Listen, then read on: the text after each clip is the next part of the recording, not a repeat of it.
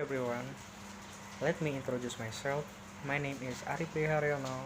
I am student of English Literature at STBA Teknokrat Tangerang. So, here I would like to tell about synopsis of the short story which is titled by The Cactus. So, this story written by O. Henry. So, check it out. Okay, Tresdale was standing by a table in his bachelor apartment. On the table stood a singular-looking green plant in a red earthen jar. The plant was one of the species of cacti and was provided with long, the leaves that perpetually swayed with the slightest breeze with a particular beckoning motion. Trader's plant, the brother of the bride, stood aside but complained at being allowed to drink alone. Both men were in evening dress. As he slowly unbuttoned his gloves, there passed through Tridale's mind a swift, sacrificing retrospect of the last few hours. It seemed that in his nostrils was still the skin of the flowers that had been baked in odorous messes about the crotch, and his ears the low-pitched hum of the sound of the thousand well-bred voices, the rustle of grammar and most instantly recurring the word of the minister irrevocably binding her. As he had slowly moved up and eyes toward the altar, he had felt an unworthy, sullen excellence that had served to support him. He had told himself that her plans was from touch of another than the man to whom she was about to forgive herself. But even that poor consolation had been wrenched from him, for when he saw that swift, limpid, upward look that she gave the man when he took her hand, he knew himself to be forgotten. Once that same look had been raised to him, and he had caught its meaning. Indeed, his conceit had crumbled.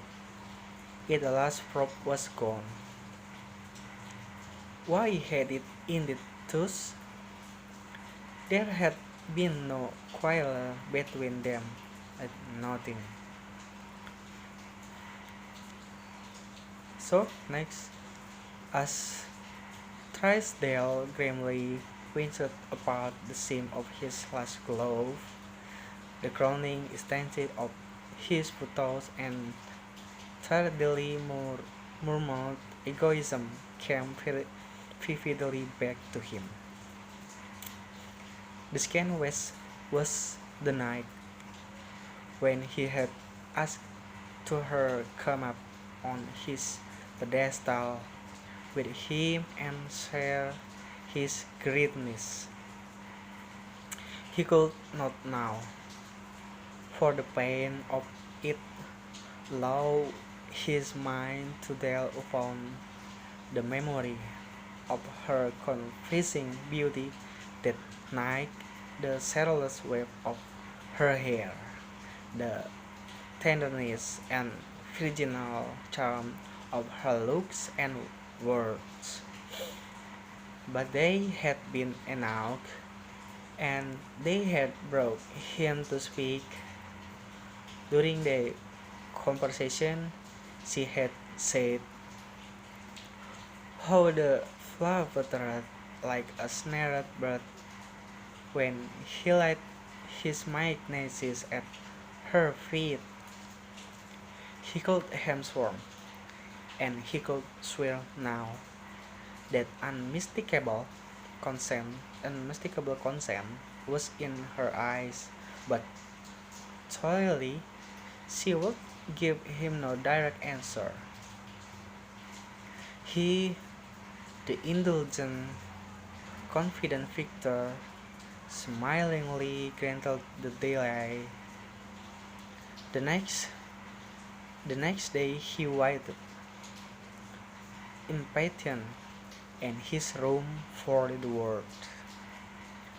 At noon, her groom came to the door and left the strange cactus in the red ether jar. There was no note, no message, merely a tag upon the plain bearing a barbarous foreign of or botanical name. He waited until night, but her answer did not come. Oh, his hurt pride and hurt vanity kept him from seeking her. So, 2 evenings later, they met at dinner. Their greetings were confessional, but she looked at him, breathless, wondering, eager. He was courteous, at man, waiting her explanation with womanly swiftness. She took her cue from his manner and turned to snow and ice.